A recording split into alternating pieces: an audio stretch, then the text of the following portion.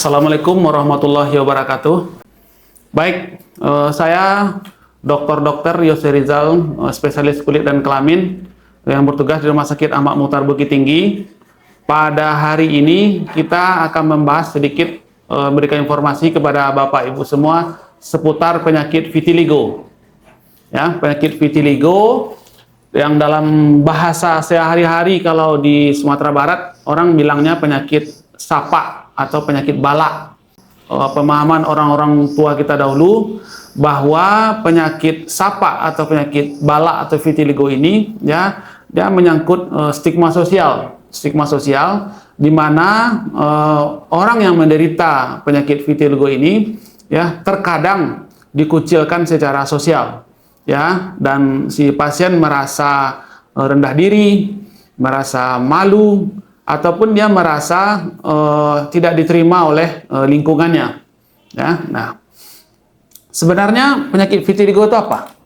Jadi penyakit vitiligo ini adalah suatu keadaan di mana pada pasien-pasien ya hilangnya melanin zat warna, ya gangguan pada melanosit pada kulit sehingga kulit tersebut memberikan gambaran putih. Putihnya seperti susu. Ya, putih seperti susu, namun tidak gatal, tidaklah nyeri, dan vitiligo ini ya bisa muncul pada permukaan kulit di mana saja, bisa muncul di bibir, di kelamin, di kelopak mata, bahkan juga bisa muncul di rambut. Siapakah orang yang bisa terkena vitiligo ini? Siapa saja, ya, baik laki-laki atau perempuan, baik anak-anak apalagi orang dewasa, orang tua sekalipun bisa terkena penyakit vitiligo ini. Ini tidak memandang jenis kelamin dan tidak memandang usia. Kemudian vitiligo ini apa penyebabnya?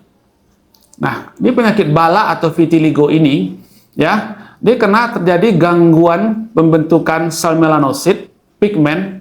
Dalam bahasa Minang orang bilang colok, hilang colok ragi pada kulitnya. Karena ada beberapa keadaan yang menghancurkan pembentuk warna tersebut sehingga muncullah bercak putih. Beberapa rujukan ilmiah mengatakan bahwa vitiligo ini ada berkaitan dengan genetik. Mungkin dari nenek-nenek atau kakeknya ada benarnya, karena memang menurut rujukan ilmiah atau kepustakaan mengatakan bahwa ada hampir 10% kasus itu ada kaitan dengan genetik keluarga.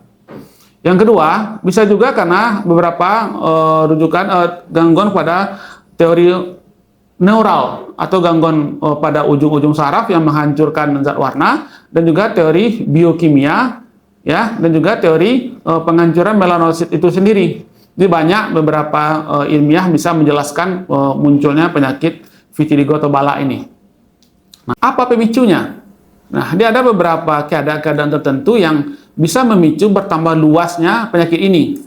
Ya, bisa karena stres emosional yang tinggi, pada orang yang kehilangan orang yang tersayang, pada orang yang kehilangan pekerjaan, ya. Nah, termasuk juga karena penyakit-penyakit tertentu, ada kaitan dengan penyakit tiroid ya, penyakit gondok yang disebut bahasa sehari-hari itu ada kaitan dengan penghancuran zat warna. Kemudian juga beberapa keadaan karena trauma. Trauma bisa karena garukan yang berulang-ulang, karena luka. Yang paling sering adalah luka bakar. Jadi kalau Bapak Ibu lihat orang yang pernah luka bakar, kena setrika, kena kompor, kena bensin, kena api, kena benda-benda panas, nanti setelah menyembuh akibat dari benda panas tersebut, kulitnya akan memutih. Ya, dimuncul kalau di bahasa medis kayak seperti leukoderma. Di kulitnya memutih. Itu beberapa keadaan yang memicu penyakit vitiligo ini. Nah, kemudian penyakit vitiligo ini mengenai daerah mana saja? Ya, bisa mengenai sebelah badan, di tangan saja, atau di jari saja, atau di punggung saja, bahkan di kaki saja. Tapi bisa kena dua-duanya, kena di kiri kanan, ya. Dan ukurannya bermacam-macam, mulai dari yang kecil sampai yang besar, bahkan hampir 90% tubuh bisa terkena vitiligo ini. Ya, oke. Kemudian, apakah perlu penyakit vitiligo periksa labor? Ya, sebenarnya secara klinis, ya, secara klinis hampir bisa ditegakkan melalui dengan pemeriksaan klinis yang cermat, ya, bisa dengan pandangan mata dan juga bisa misalkan lampu, ya, ada lampu Woods namanya. Tapi kalau jika timbul keraguan, karena ada beberapa penyakit kulit lain yang bercak putih juga, bisa mirip vitiligo, bisa maka lakukan dengan biopsi dengan mengambil sedikit bagian kulit yang putih tersebut untuk diuji di laboratorium patologi anatomi. Nah, kemudian apakah penyakit vitiligo ini bisa diobati atau disembuhkan? Tentu saja bisa. Walaupun sampai hari ini penyakit vitiligo ini ya susah disembuhkan, tapi percayalah, sekiranya pasien-pasien vitiligo ini rajin atau sabar dalam mengobati ini, insya Allah zat warna yang hilang tersebut akan dapat muncul kembali. Ada beberapa cara untuk mengobati pasien vitiligo. Yang jelas yang pertama tentulah dengan edukasi, memberitahu kepada penderita vitiligo bahwa penyakit ini tidak ada salah siapa-siapa, memang terjadi dengan sendirinya, bukan karena kehendak kita, ya. Tapi kalau sudah termuncul, bisa kita obati. Ya, bisa beberapa dengan menggunakan beberapa krim, ya, bisa diobati, atau dengan menggunakan penyinaran.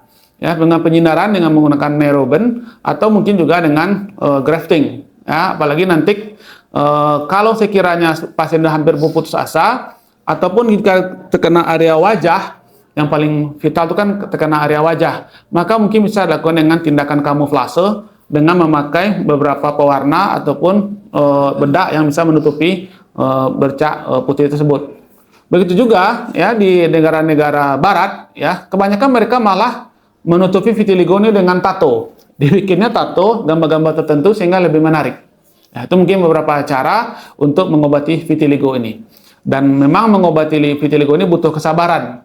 Ya, setiap penyakit itu ada sebab, tentu ada obat. Demikian saja Bapak Ibu semua, sedikit pemaparan dari saya tentang penyakit balak atau vitiligo. Ya, mudah-mudahan ya dengan berkembangnya ilmu pengetahuan, siapapun penderita vitiligo ini, insya Allah ya bisa kita bantu untuk menanggulangi dan mengembalikan lagi rasa percaya dirinya. Demikian saja, saya tutup. Wabillahi taufiq wal hidayah. Assalamualaikum warahmatullahi wabarakatuh.